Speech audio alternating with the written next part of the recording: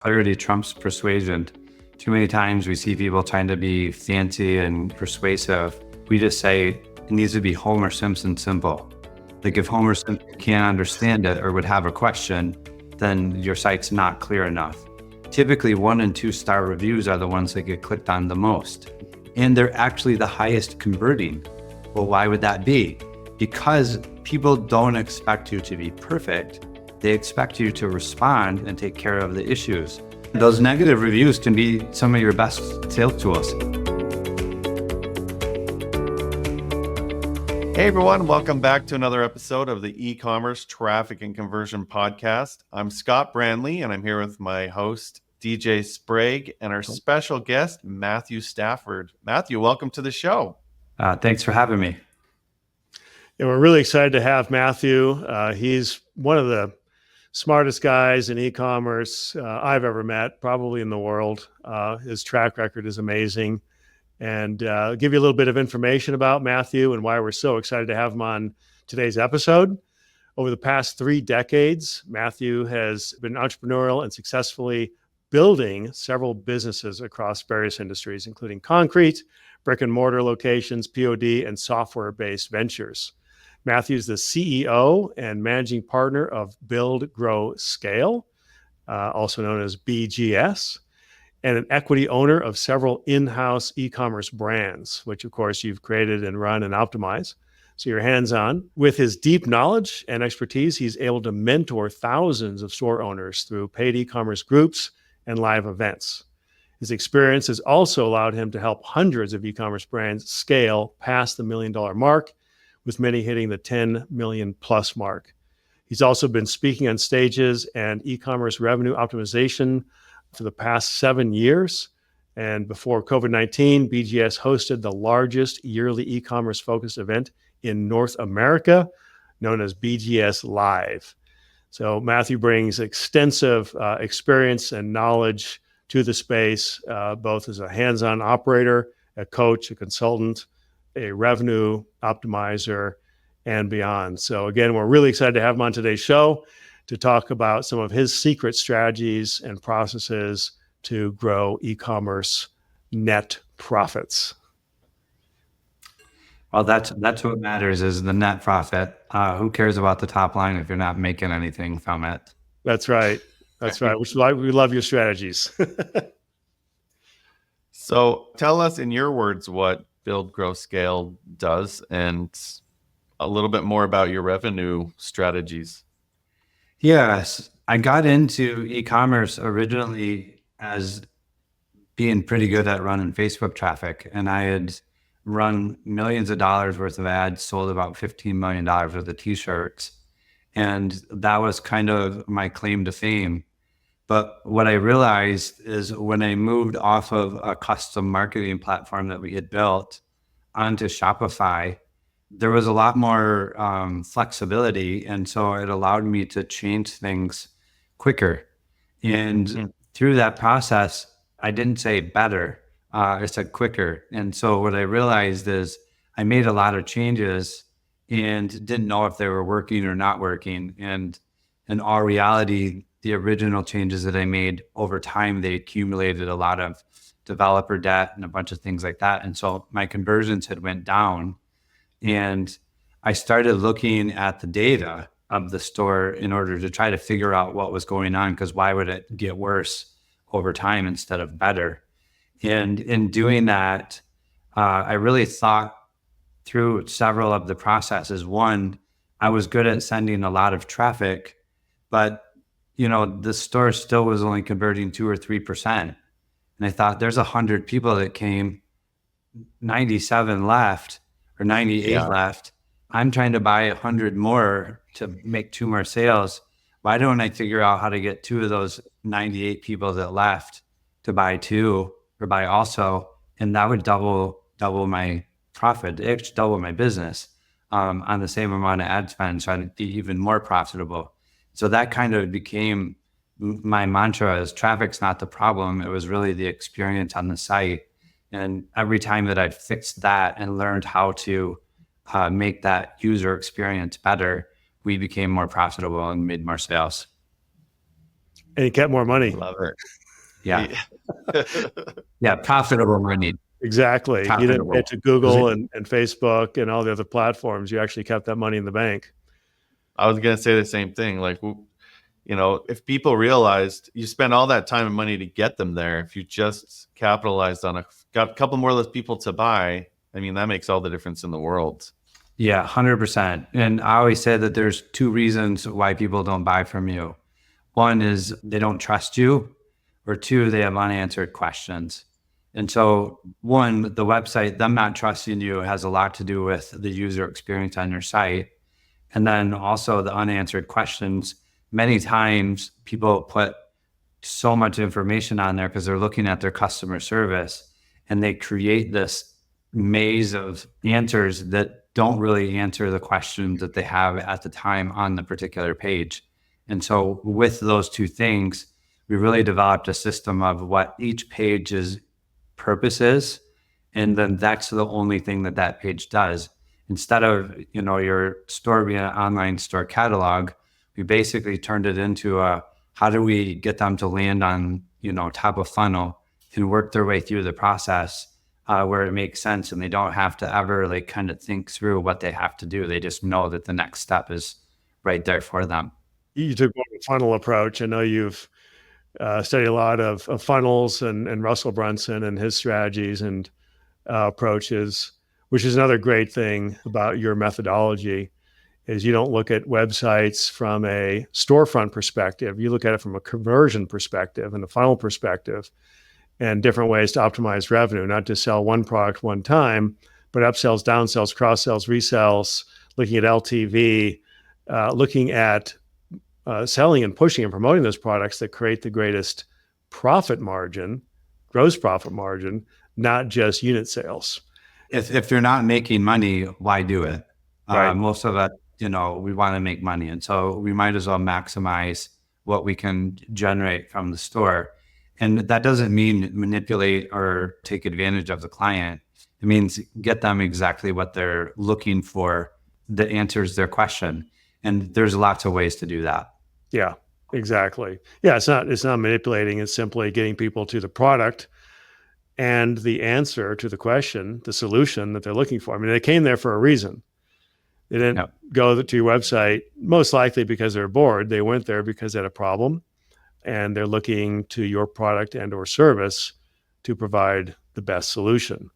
And as you said before, and we've said this many times, by the way, that there are two reasons people don't buy. A, they don't trust the website or the product, right? Or they can't find the answer to their question. And if they can't find the answer to the question, then there's ambiguity, and nobody buys when they're ambiguous about the answer or the solution or the product. People want clarity. Yeah, they don't want to make a mistake. Exactly. Nobody wants to make a mistake, waste their time and money, and deal with returns and maybe not getting all their money back and having to repackage and run down to UPS or whatever the case may be. It's a waste of time, energy, and resources. People want the right product the first time. And so clarity is critical. I know you talk a lot about that. We always say clarity trumps persuasion. Too many times we see people trying to be fancy and persuasive when really we just say it needs to be Homer Simpson simple. Like if Homer Simpson can't understand it or would have a question, then your site's not clear enough. And you would be shocked at how many times the store owner looks at it and says, oh, this is very clear, because they know exactly what they mean. But then I start asking them questions and they're like, oh man, never thought of that. Because most store owners look at their store as, how do I make more sales? And so they look at it as a sales equation instead of coming to their site, looking at it as the consumer, how do I find what I'm looking for? And there's that little paradigm shift makes a huge difference in how well the site sells. When you come there as a consumer and try to figure out how to find what you're looking for or get the answers to your questions, it's totally different than being the store owner going, oh, I'm going to show them all these options and maybe they'll buy one. Right, which creates more confusion, analysis paralysis, right? Get them off that category or collection page with 37 different options. They have the paradox of choice then. They go, oh, I like Right. this one. Oh, I like this one. I'll just come back later when I have more time. And then what ends up happening is they don't buy. That's right. They forgot where they even were. And so don't show them 47 pairs of shoes. Show them 3 to 5 that are in the category that makes sense and get them to a product that they can actually buy versus, like, say, I don't have an hour to go through all these options. I'm done. I'm out. Yeah. And I mean, if you know that 80% of your traffic now is on mobile, so they have to scroll to look at every 2 items, or you're too wide, you got to scroll a long ways. And so what happens is the top ones end up becoming a self-fulfilling prophecy. People shop between those top ones and then they get bored and they leave.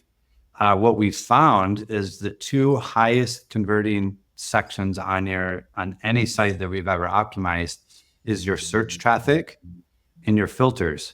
So why would that be? If you try to deduce the reasoning, it has to be because those 2 things narrow the options to be something closer to what they're looking for.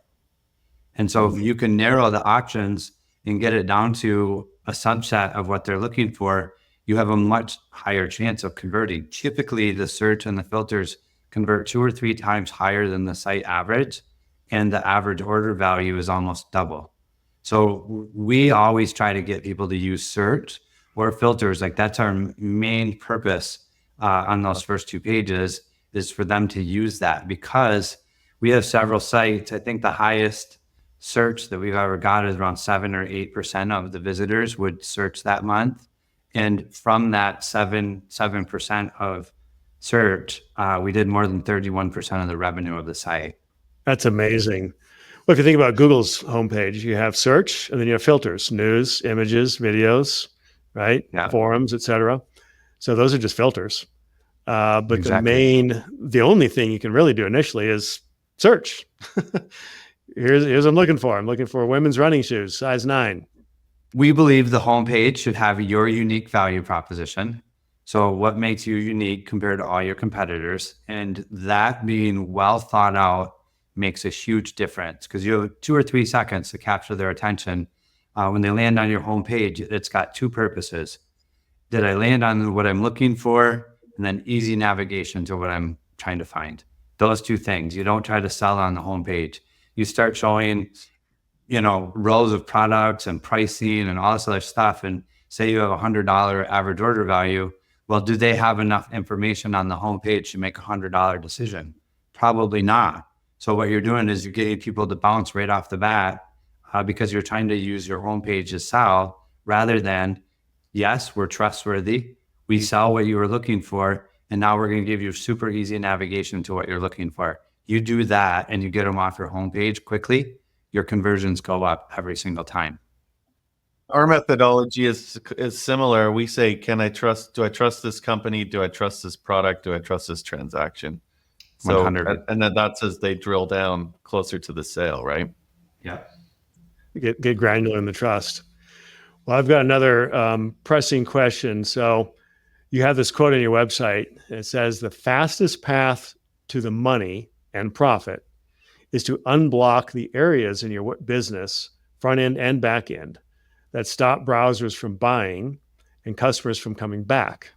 So the big question is, tell us more about this unblocking revenue strategy that you've built into your BGS process and methodology. Yeah, it's amazing to me how many sites I've looked at and over the years that are doing millions of dollars in revenue. And it's basically because they own their traffic, not because their sites are set up very well. And we can go in there and make very small tweaks, and all of a sudden, huge windfalls of extra capital. And so the reason why we always, most people, when they hire us, they want us to fix their homepage and kind of work through the process. We always go backwards. So we start at the checkout and then the cart, then the product page. Because if we fix your checkout and get that highly optimized, you start making money immediately. If you can take your average conversion from 2 to 2.5 on the checkout, you're generating more bottom line profit than if we're doing all this other work. Because if I optimize their homepage, well, then they still have to be able to use the filters properly in the category page. And then they got to be able to check that, go to a product page, and the product page has to be done well enough that they will add it to cart. All of that has to happen. If we fix the checkout first, you're making more money immediately from the people that are already there. And then each step as we go back turns into more income. And a couple of I'll give you one of our favorite optimizations that, we tell everybody, it's never not worked ever. It's the principle from Robert Cialdini's book. People don't mind giving you information if you tell them why. And he gives an example of someone wanting to cut in line and says, hey, can I cut in line? And 80% of the people said no. Well, then they added one sentence to it. Can I cut in line because my kids are going to be late for school? Now 80% of the people let him do it. Right. Nothing changed other than he just gave a reason. Yep. And so we use that same principle on the checkout. Every site we've ever went to says email. Well, what do you need the email for? We know we use it to send the order confirmation, which is the number one most email of any email that you ever send, has an 85% open rate. So we say email required for order confirmation. Mm-hmm. Well, if 85% of the people are going to open that, they're not going to give you their spam email. So when we did that, it reduced the form field errors. It increased our abandoned recovery rate because now we're marketing to their good email, not their spam. And then we did the exact same thing down on the phone. We put required for shipping notifications. Well, who doesn't want to know when their product ships? So now we get their best email, their phone number, and our recovery goes up. We have a much warmer marketing list because it's their ideal email list. We've seen as much as a 17% increase by adding those two lines on several stores. It's phenomenal. Super simple tweaks. Yeah, such a simple thing. Yeah. A lot of the things are simple though, right? Like they're just little things, little tweaks, and they make so much sense, but a lot of people miss it. Yeah, I would like to think that the reason why what we do works so well is because we take complicated things and make them simple. Most people overcomplicate it. So they go through their customer service and they see these 40 different things. Well, then they put all 40 answers on their website instead of realizing that maybe out of those 40 things, 2 or 3 were consistent. Those 2 or 3 things could be answered on the website where their questions were, not on the homepage, not on the category, not all these different places. And what they do is they create this maze that people have to go through in order to make a decision. And again, that slows people down, confuses them. It adds a lot of complexity. And that really is why the online environment doesn't work as well as in person. Really, your website is your conversation with your client. And so if it's not very good at communicating, it's not gonna create a lot of sales. Excellent point. You probably read, since you're into behavioral science, and obviously I know you followed Cialdini, Roger Dooley wrote the book Friction. Yeah. And of course, the book is all about removing friction, because where there's friction, there's resistance. Where there's resistance, there's abandonment. And you simply have to identify all the friction points and mitigate or remove them. And if you can do that, and obviously trust is one of those, as you said, and not having clear answers to their questions is obviously a lot of friction. Yeah, or another thing that we see that really 2 other areas that are really big that will help your listeners. One, your FAQ. Your FAQ should not be a sales page. It's crazy how many people go, oh, how fast will my order ship? If that's a frequently asked question, then that means you're very lazy on your website, because you should have told them in multiple places through the process how fast their order would ship. Do you have returns? All these different things, like they're literally using an FAQ to try to convince people to buy from them instead of actually answering questions that people would have. We see that hurts people a lot. The other thing is they only push their high reviews. the funny thing is, when you look at stats, and you guys probably know this, we've done a lot of research around it. Typically 1 and 2 star reviews are the ones that get clicked on the most, and they're actually the highest converting. Well, why would that be? Because people don't expect you to be perfect. They expect you to respond and take care of the issues. So if you push those, one, they trust you now because you're not only showing them your good side. Two, they can see how you responded and how you took care of it. And so people, those two things make a huge difference in having more trust, and also in helping the customer find what they need or actually feel comfortable about doing business with you. Can't wait for you to get our book and read it. That's a lot of what we talk about is really creating that authenticity and that transparency. Because nobody trusts a 5-star average review. They just don't. All the research that we've done, that other companies have done, if you think you need a perfect 5-star review for your website, your store review, and a perfect 5-star rating for your products, you couldn't be further from the truth, because they're the least trusted products and brands, because people know you're gaming it, because nobody has a perfect 5-star rating for their website, seller rating, or store review or products. So in fact, Scott has a great story.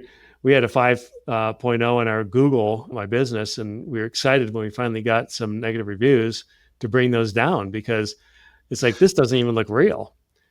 And it's true. And the research says that people really want to see a 4.2 to 4.7. That's kind of the sweet spot. Lower they question, higher they just lose trust, typically. Yep. So, and you've got data around this because you've tracked this with your own sites, and you run your own e-commerce sites and obviously your client sites. All the research says the same thing. A lot of people, including myself, will actually look at the 1 and 2 star reviews to see how bad is bad. Yeah, 100%. And you can be strategic in what you push. Like, it could be ship times and, different things like that. I think that you should be careful, but you definitely need to push the ones where you can handle it and take care of it. And it answers a question in the person's mind. Okay, if they have a problem, what are they going to do about it? Right. And respond to those reviews, right? Because they want to see that you're handling the problem, you're responsive, you're listening, and you're going to take care of the problem. It's not just going to go off into, the ether, and you see that, oh, this company doesn't even help their customers when they have a problem. We call that turning a negative review into a net positive. Yeah, those negative reviews can be some of your best sales tools, because we've realized that those when someone clicks on those reviews, they don't convert quite as high as search and filters, but very close. It's probably the third highest converting spot on your website is when someone clicks on those low reviews and you've answered them.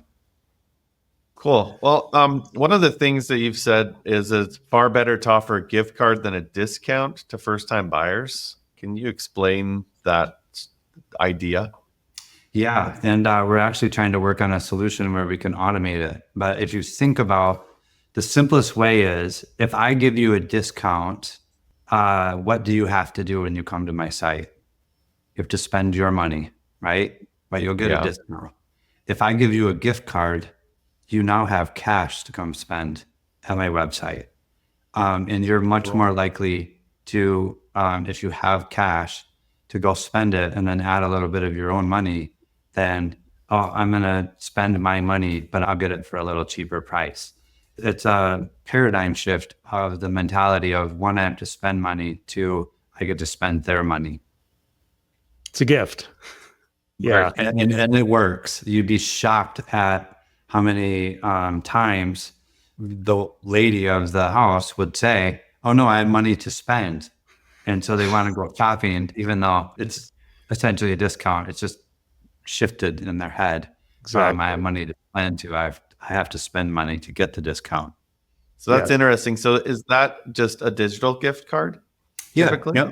Yep. And then we have a very, very cool strategy called a post-purchase survey, where first-time buyers on the site, we send them a survey and we give them a gift card to come back and spend the cash. And so essentially we tell them we're bribing them to get information to make our website better. And what we found is about 60, almost 70% of those people that we give that gift card to will come back and spend it within that first 7 days. And then their lifetime value over the last several years is almost 5 times more than the average customer, because we've actually trained them to come back and buy again in that first 7 days before they ever even received their original product. So we originally did it, thought, hey, we're buying data. We're going to use this to improve the website. And it was profitable from day one. So it generates about $10,000 a month in profit for us to run that survey and give them a $20 gift card, because the cheapest thing on their site is $25. They have a $5 cost in it. And so it covers the cost when the person spends $25 and has a $20 gift card. Well, what we realize is the average order value is a little over $70. And so we were making money from every order that happened. And those people became more valuable customers. And they gave us all the insight that we were looking for in order to improve the site. In fact, 3 of our 10 largest winners over the last 9 years came from those surveys. That's a quadruple win. Your CAC is way down now, obviously. Your LTV is up. Your average card value is up. You're driving more net profit to the bottom line. No acquisition cost for those buyers any longer. Yep. It's a beautiful strategy. So it'll probably go without saying, but I can ask it anyway. So what are your thoughts of the homepage pop-up, spin the wheel of fortune to get your discount or whatever versus your strategy on the gift card? I'm sure you've seen those. Yeah, we're trying to create one that would allow them to send them a digital gift card right now. I think that it will work way better than a discount, and I'm really excited to build that out. I believe that those pop-ups should be on exit, not interruption. And for several reasons. One, when I'm there for 3 seconds and all of a sudden you go, hey, I'm going to give you 20% off because you're the first time buyer, or, first time buyer. Well, now if I'm not a first time buyer, you don't know that. And that just came up and I'm like, hey, I'm a regular customer. Why are you going to treat the person who never bought from you better than you're going to treat me? Right. Like, to me, that's a turnoff. It's like, okay, what do I have to do? I have to game the system. So I'll give you a different email so that I get the 20% off again. Now you're sending me marketing to 2 different emails. I'm going to end up unsubscribing. There's just, to me, that it's a backwards way of trying to manipulate the person to buy instead of actually caring about them enough to tell them why and have a site that works well enough that does that. The only reason why I would want that pop-up to come up is if they're leaving and we give it to them as an exit intent, hey, before you go. Otherwise, I consider that we're interrupting the buying process or the shopping process. Yeah. I love that philosophy because these interruptions, these pop-ups that happen before I've even figured out, am I on the right site? Do I trust this site? Do I trust this product? Yeah. Do they have what I'm looking for? Also, I'm getting all these pop-ups for subscribe to the newsletter, get your 10% off or 20% off or whatever the case may be. It's like, I don't even know if I'm in the right site yet. Like, let me figure out. So all you're doing is closing them and being annoyed. Yeah. Exactly. And then they hide the exit button, right? It's like, oh, come on. I just want to make sure you have what I'm looking for. I don't want to go through, these pop-ups. And that creates a negative experience and friction. And it doesn't create a lot of trust, in the user experience. So I love that. Do it on exit, give a gift card. So it's a gift versus a universal discount. And then the real secret is offering another discount gift card for feedback on the website, which is golden because you're not going to typically get it otherwise. And then creating that LTV and that repeat purchase and before they've even received the first purchase. I'll give you one more before we go here, that I think it's probably the best idea that I've ever had. And I'll give it to your audience because I know that they're all store owners. What we do is when people buy, we actually ask them a question on the thank you page. And the question is, what was the one thing that almost made you not buy? And when you ask that question, they will tell you what they didn't understand on the website, what was unclear, what they couldn't find, all of the different things. And because they did just buy from you, they've got their dopamine rush. They do want to help you because they've given you money. And so by asking them that question, they will actually tell you what is not clear and what is not easy to use on the website. And we've taken that and went back through. And I would tell you that that's probably accounted for 3 or 4 of our biggest wins too. So between the post-purchase survey of a first-time buyer that's ever hit your site, and then the buyers telling you what was the one thing that almost made them not buy, if you do those 2 things, I'll guarantee you that you'll probably add 30 to 50% to your revenue on your site doing nothing else. Yeah, that's golden. That's awesome. Because those insights can compound over time, right? Because if you 100%. can fix those insights, like you said before in the very beginning, 100 visitors, 2 bought, 98 didn't. Well, if you can turn that into, 95 bought, Yeah. 98 bought, whatever, going the other way. But you get the idea. If you can increase that conversion rate over time, it's going to have a compound effect on your revenue. Because now every customer... Yeah, and it's a lot more profitable because those people, you've already paid for them to come to the site. They just didn't buy it. Now they're buying.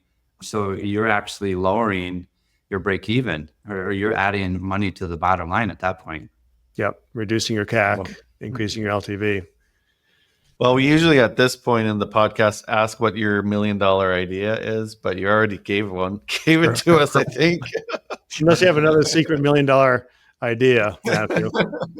Yeah, those are the best ones. I actually believe sometimes you can give people too much information, and so they end up doing nothing. And I sincerely mean it. If you apply those 2 things to your website, you will be in the top 5% of your competitors easily within 30 to 60 days if you use that information effectively. Makes sense. Well, Matthew, it's been a real pleasure. I know that our guests are going to be very pleased with this information, especially if they execute. Again, Matthew Stafford, CEO and managing partner at buildgrowscale.com. So if you want to learn more about the strategies, they also have a great community, lots of information on their site to really understand the difference between driving traffic and conversion rate and really driving revenue. So your whole shtick is revenue optimization, which I love because that's how you look at every single website and every single decision, including, your own library of websites, and driving revenue. And that whole philosophy, I think, is often overlooked. So thanks for joining us. And we'll have all of Matthew's contact information in the show notes. And been a great episode. And we look forward to seeing you again on the e-commerce traffic and conversion podcast. Have an amazing day. Thank you.